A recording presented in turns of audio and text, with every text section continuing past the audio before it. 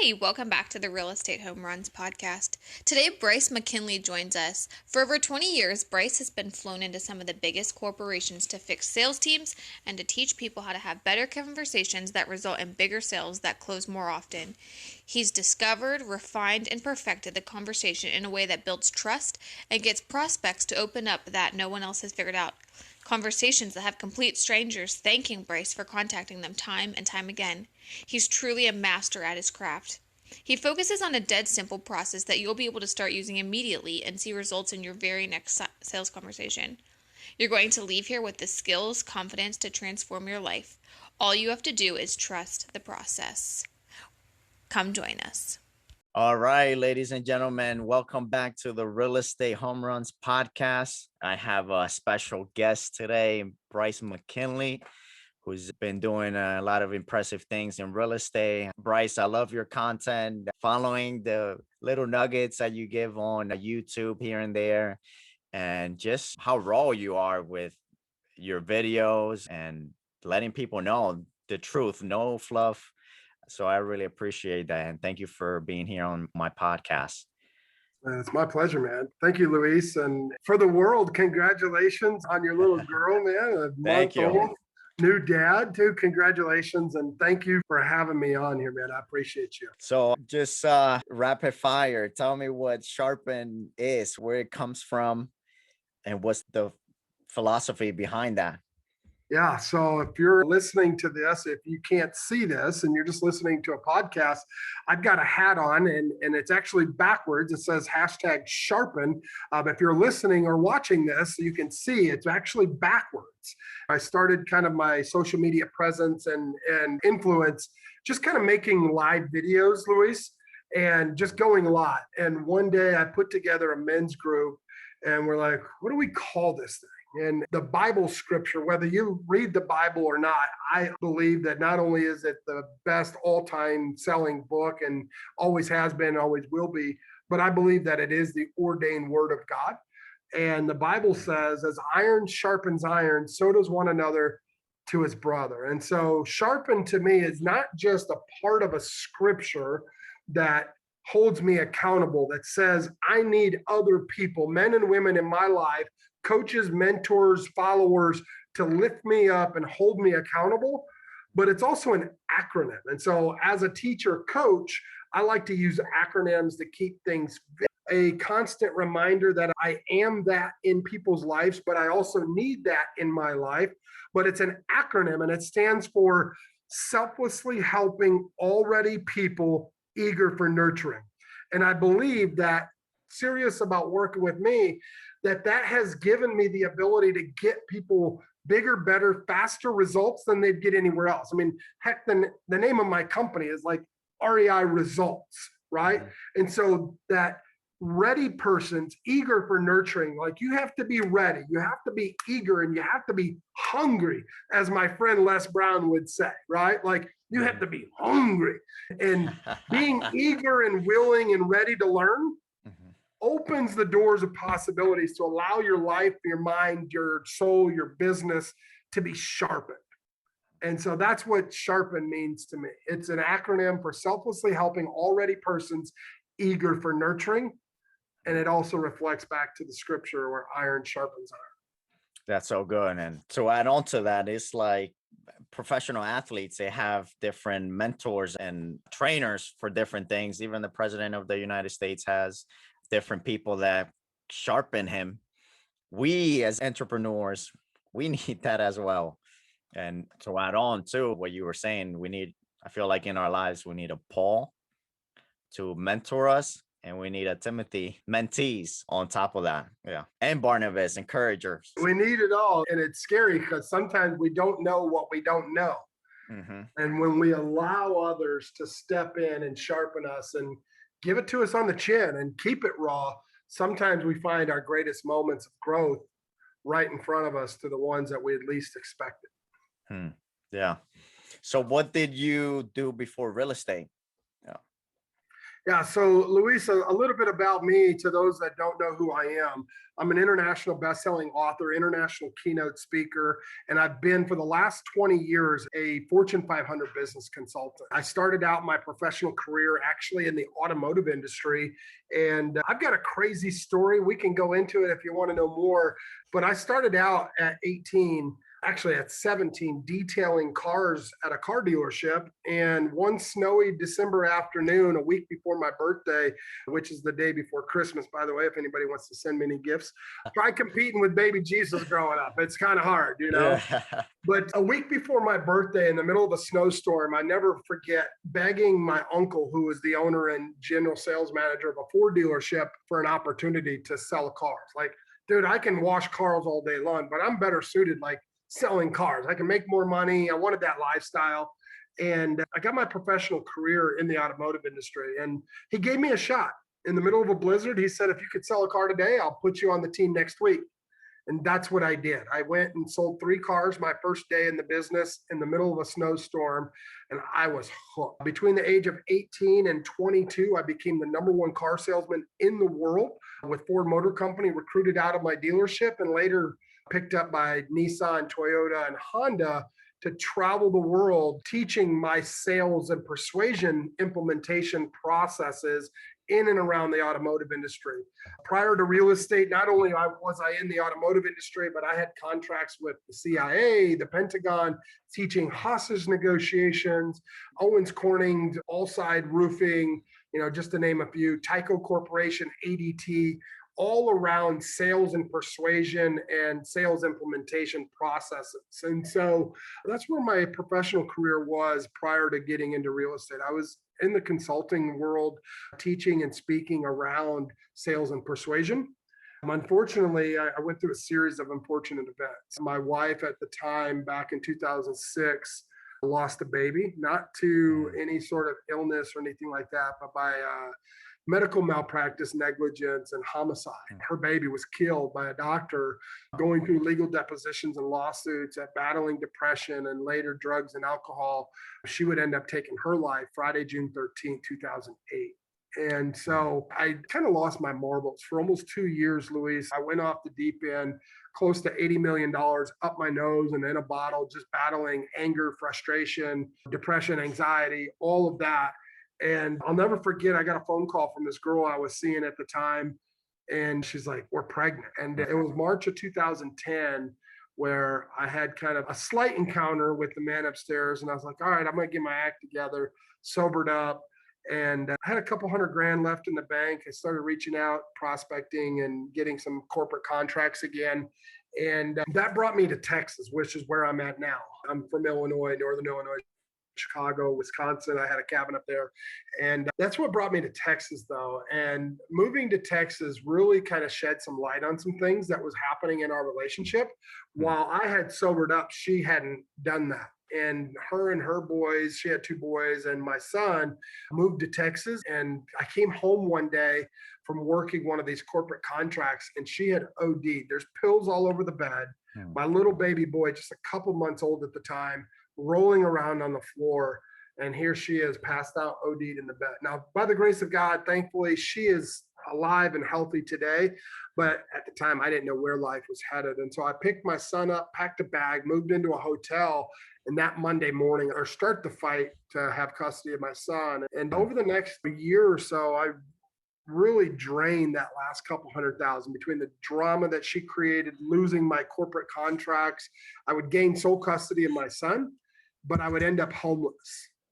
And so I was actually sleeping in my car for almost a year as a single dad with sole custody of my boy, just trying to make it day by day.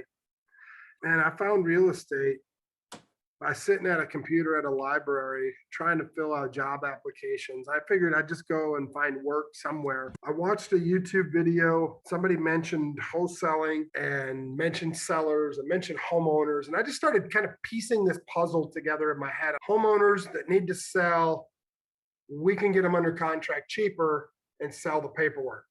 Easy. I can do that. I can do that. So I just started calling homeowners. I started calling for sale by owners.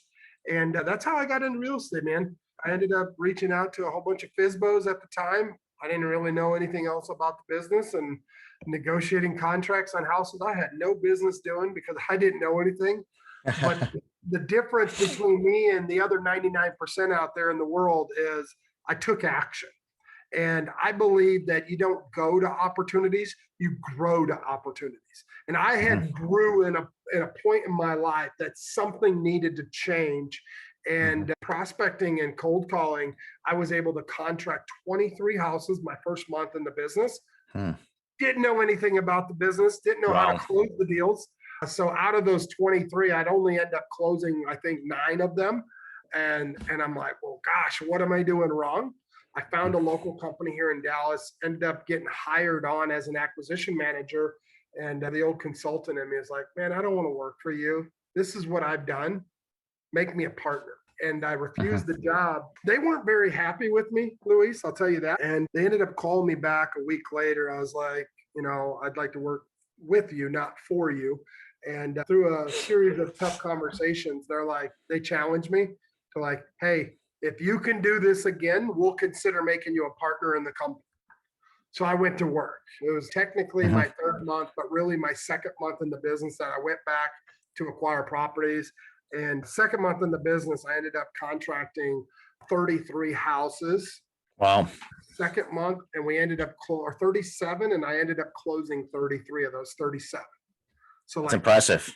First 120 days, I made close to $1 million. I was hooked. And I haven't looked back since. I see back there, you said you have a quote that says, I decided my determination that dictates my destinations. You were determined. Yeah, you can see that. So close. Yeah. I decided my determination dictates my destination. Yeah, I wrote that on the whiteboard about a week or 2 ago. I was like, yeah, that's good. Gold. Yeah. That's good. Wow. What a powerful story you have. And situations like that can either break or make someone. It sounds like all those experiences that you went through made you.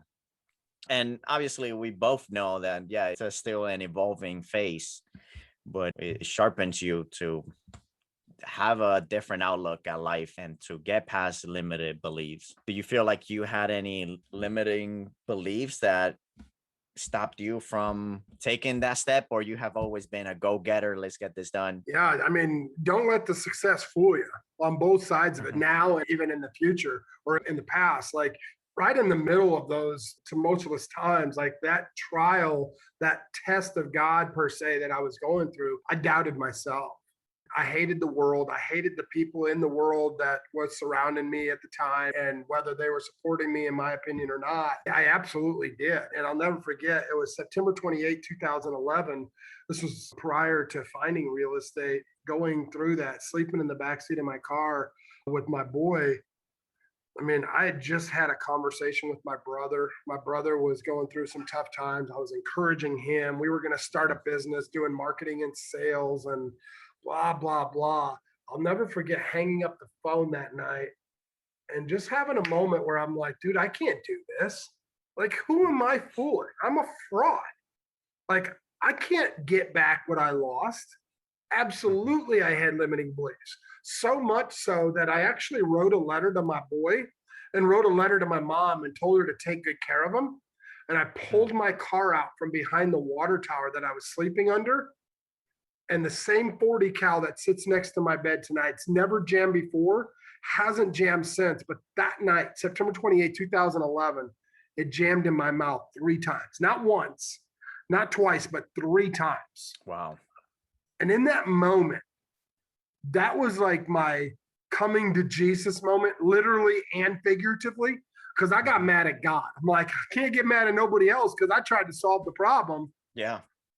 Obviously, I'm not the problem, but the way that I was thinking was, and I basically gave God an ultimatum. I'm like, show up, bro. I call him bro. I think he's kind of gangster. I mean, he's got a 6th sense of humor. Look around. And he loves us so unconditionally that he showed up and he jammed that gun, not once, twice, but 3 times. That gun hadn't jammed since, and it never jammed before. And in that moment, I knew that these limiting beliefs that I was having no longer could exist with my newfound revelation of whom I was and who I was called to be. And so have I had limiting beliefs? Heck yeah. Do I still struggle with them? I'm human, and I'd be lying if I said I didn't. Mm-hmm. There are days that I don't want to get up. However, like that quote says, I made a decision that my determination dictated my destination. And my destination is to walk through those pearly gates, knowing that I affected everybody in my voice, in the sound of my voice, to make a better choice and follow me or follow the man upstairs, number one. Number two, every opportunity I get to get on the phone with the homeowner in a tough situation is like, hey, we solved this problem, right? And three, I decided that every day I was going to be the best version of myself. And if I didn't, I was not only failing myself, but the people around me. And in those moments that I made those decisions, I realized, like, if I don't shine my light, that people around me and on the sound of my voice or on the other side of a YouTube video or on the other side of a Facebook Live, those people are going to get lost in the darkness. And so I believe that now it's my responsibility, obligation, and opportunity to shine the light that was given inside of me. And let's talk about talking to sellers now. I feel like that's an area that a lot of people know that it's important, but there are some that avoid it and others that it comes natural. My interpretation of you is that it comes natural to you. And there are perhaps little nuggets or strategies that you implement that have completely changed your ball game. Is there anything like that you would like to share with us? Everyone should master the art of sales. Not everybody's cut out for it, but there's a very simple framework that I've created that I've taught for 20 plus years that anybody can implement into their daily conversations. Luis, when your daughter gets older, you'll be able to have her pick up her room, be able to have your wife do the dishes and fold your laundry. Like, wives out there listening to this, it's not one-sided. You want your husband to go wash your car, you can use this framework to have a better conversation. And that framework is very simple. But before I go into that framework, I want to just share that at the end of the day, people want to know how much you care more than they want to know how much you know.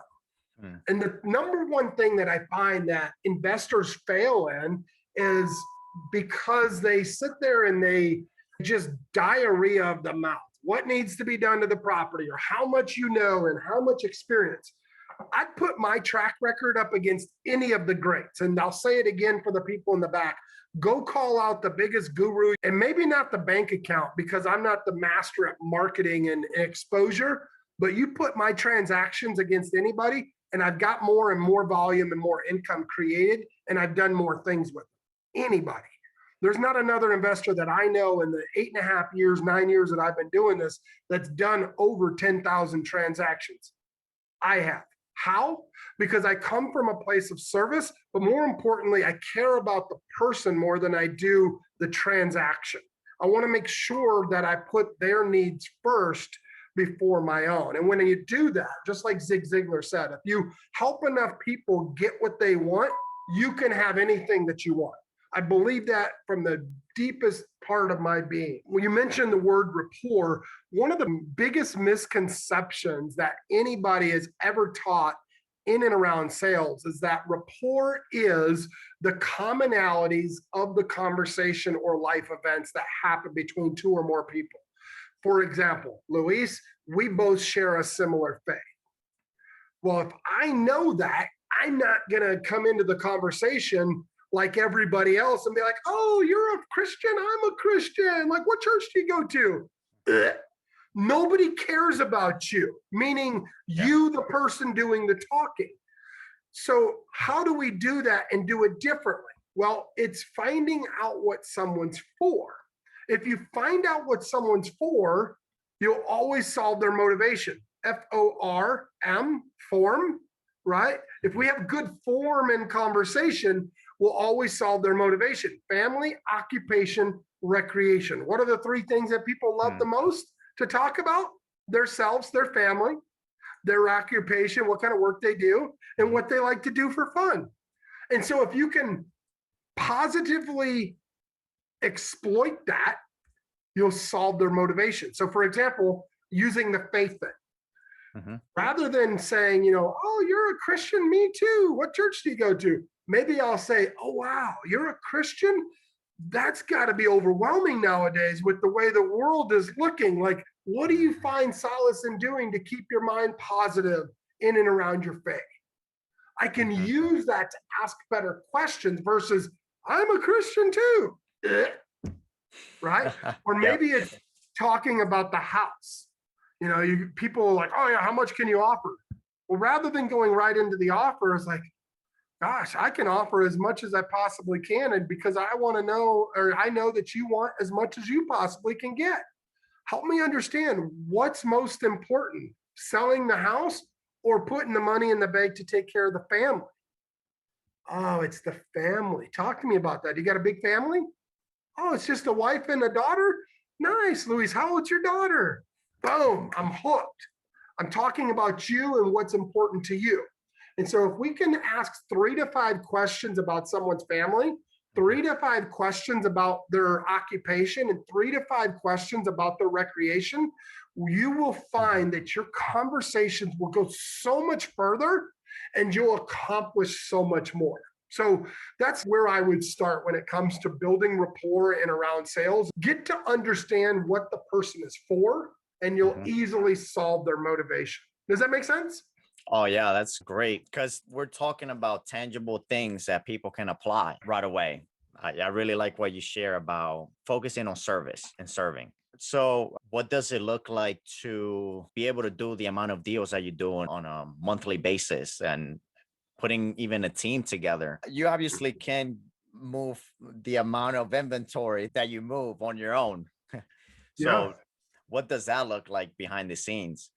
So one of the biggest challenges that I have learned over the years is like, I've been an amazing consultant, but I haven't always been the best leader and entrepreneur.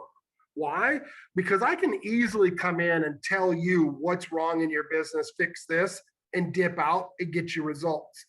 It's just kind of like what the Bible says, right? Like pull your own plank out of your eye before you point the finger. And so coming back and building my own thing has been 100 times more difficult because I had to learn how to become a different type of leader.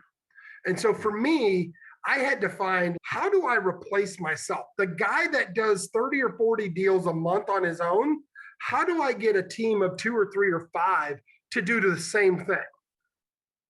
Right? So that was like my biggest challenge, was trying to, 1, fire myself, but then 2, to duplicate the process that I created around business that plugged into real estate. Because real estate is just a vehicle. It's just a widget. Whether I was selling cars or teaching people how to sell roofs and siding and alarms and hostage negotiations, there's a process that I followed. Now I've just got to duplicate the process. So a lot of times what people fail to do in business is they want to add all these systems. They want to get all of the different platforms, skip Genie, skip Force, skip this, skip that, batch this, that, right? That's how I feel. Until you understand and match and master the process, don't add systems. Because a series of processes will make a system. And when you add more systems to it before you master it, you're just Frankensteining your business. You've got a little bit of this, a little bit of that, a little bit of this, and you'll never truly scale out. And so the key to having a business that has been as successful as what we have done over here is, number 1, mastering the process and duplicating the process, number 1. So as we start to scale, everybody in our organization understands and masters a part of the process where the baton can easily just flow. Once that has been done and accomplished at a very low level, right? 3 or 4 people, let's say, started out with just me as I left my former partnership. 3 years ago, I walked away from the $100 million organization that I helped be a part of and build. And I had to start over and do it on my own. Why? Because there was limiting beliefs and there was things and challenges that we all didn't agree on. we're still friends. There's no bad feelings there, but I wanted to go this way. They wanted to go this way and this way. And we can't all go in 3 different directions. And so 3 years ago, I started over completely from scratch and had to learn how to do deals all over again from start to finish, and not just the part of the process that I mastered. So in doing so, then I'm mastering each step in the process before I can pass the baton and train somebody else. So that was the first thing. Second part of that is like what that looks like now. You fast forward 3 years, we've got 30 plus employees, 12 are VAs. And the remaining of that is like administrative. So my wife works for me. She's our CFO. My business partner, Kyle, handles all of our marketing and our marketing team. Inside of our marketing team, we've got, 6 individuals that handle content, post creation, ads, Google, SEO, pay-per-click, radio, like those types of things. And then on the acquisition side, we have an acquisition team in multiple markets. In those markets, we have team leaders or managers, and then those managers report back to myself and my partner, Kyle. And then we have 2 director of operations, depending on which side of the business, whether it's the front side or the back side.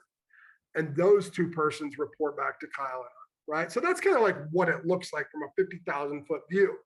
But that wouldn't be possible had I not mastered the process, right? So yeah, I know that was a really long answer, but I hope that kind of answers both of those questions there. It does, yeah. It gives some insight into what it looks like to, be able to move that volume, like I was saying, because as an entrepreneur, a solo entrepreneur, you can go some distance, but if you have a team, you're able to accomplish a lot more. And understanding the process is really important. With that process, do you try to get a closing on the first initial call, or your process changes depending on the motivation from the seller? Yes.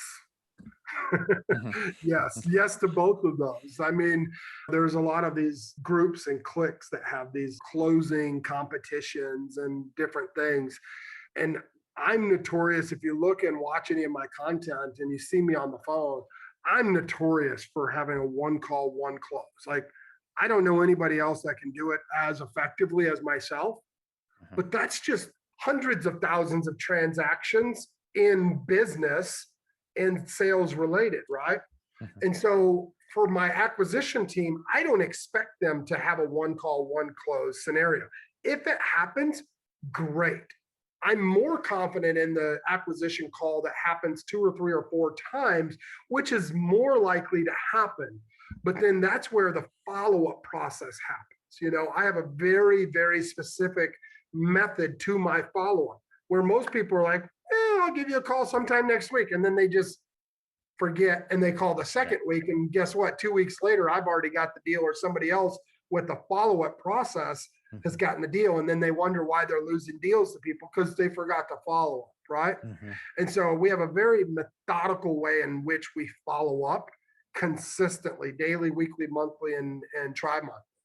And so that would be the best response I could give. It's just, there's no right or wrong way to do this business. There's just better ways. And I believe focusing on the income producing activities versus all the other minutia get you better results faster, and they're longer sustaining.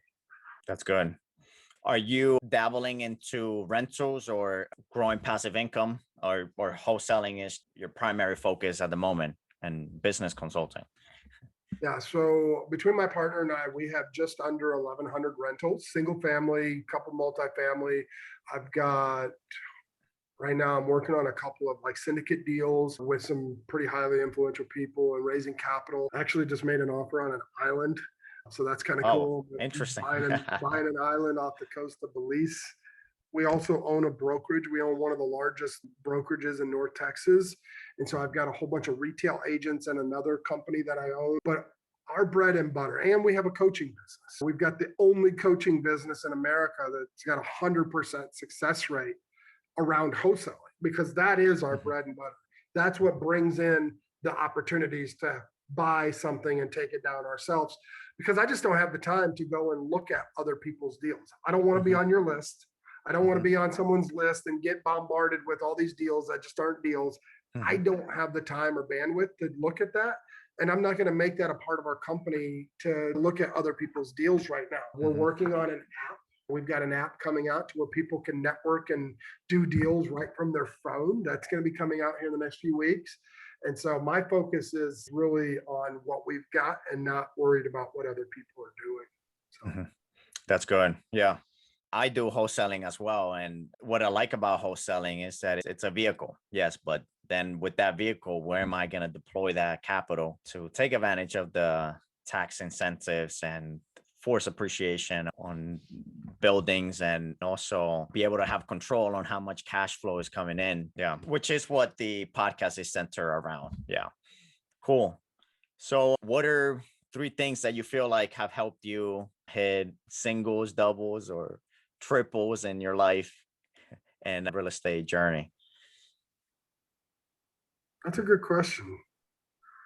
So I'm not sure how you would identify the single, doubles, or triples or home runs, other than what would be considered a win, right? Yeah. Whether you get to first base, second, third, or you make a home run, Yep. I consider those wins. And the little wins along the way make up the end game score, right? And so for me, I'm in it for the long run. And I learned that the hard way through those series of unfortunate events. And so for me, how we get those wins are, I've got 3 pillars of my life that I live by. And number 1, it's trusting the process. I've put together a process, and God has given me a talent that I can see things from start to finish. And this process has not failed me yet. And it helped me bounce back. And so number 1, I just trust the process. Number 2, I know my numbers. It doesn't matter whether it's my bank accounts, or it's my car payment, or it's the ARV rehab or max allowed offer, or even when I'm reselling it to a buyer. I know my numbers like that, inside and out. It's just like in the car business. I knew my inventory. I knew what cars were on my lot, what sold, what was coming in on trade. I know my numbers. And then number 3, having a no big deal attitude. I live life always as if there's another explanation. And so when something would normally throw somebody off or frustrate them, I look at it like, gosh, there's got to be another explanation. You know, that prick on the highway that cuts you off and you want to flip him off and give him the bird. What if his wife just died? What if that was this guy right here on the other end of the conversation back in 2008, had already lost a child, losing a business, and now his wife just died? Like, what if there was another explanation? When you start to live life as if there's another explanation, you easily live life as if it's no big deal. Seller needs this, this, and this to get done. It's no big deal. If I can't do it, I'll find somebody that will. It's no big deal. I get more deals done because it's no big deal. And that swag of confidence is easily attractable to the person in the other side of the communication event. And so for me, the home runs, the singles, doubles, and triples come to me because I live life as if there's another explanation. I live as if it's no big deal. I know my numbers and I trust the process. That's good. That's really good. How can people stay in contact with you if they want to learn more about what you're up to? Yeah, I appreciate that. So you can Google my name. You can search my name, Bryce McKinley, Instagram, LinkedIn, Facebook. I'm not really big on TikTok. I don't really care for editing a whole bunch of videos and wasting time there. But Instagram, Facebook, LinkedIn. My name's Bryce McKinley, BRYCE. Last name is McKinley, McKinley, or Coach Sharpen on Instagram. I highly recommend you going and checking out REIResultsAcademy.com. REIResultsAcademy.com. It's a social real estate platform that we're building. The app will be coming out here in a few weeks. Right now, you can sign up for free. It's got groups and forums, just like as if you were on a social media platform, but this is for investors by investors. Let's just say those guys, those big guys have already been like, hey, we want this. And they've already made some very hefty 7, 8, and 9-figure offers for this program. And you got the opportunity to get in at the ground level. REIResultsAcademy.com. Awesome. Is there anything that if you were the host, you maybe would have asked that I missed? That's a great question. I love that, Luis. If there was one thing that I think all podcast interviewers should ask is how do you overcome adversity? And or what are some of the challenges that you face so that no one else ever has to face them? Those are probably the two questions I would always ask somebody if I was doing a podcast. That's good. And I feel like you did tap into some of that with the getting past limiting beliefs and having a heart of service. You do a great interview, my friend. Make sure you download the Home Runs Real Estate Podcast with Luis.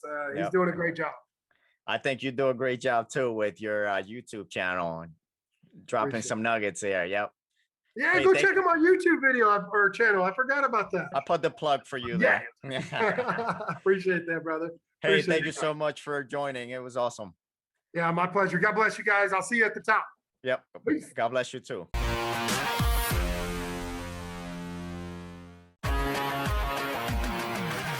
We hope you enjoyed this interview and got some value out of it to help you in your real estate investing journey. If you can take just a minute, please do us a favor and leave a review. Hit the like button on iTunes or whatever platform you listen to our podcast on, and subscribe so you can hear future episodes.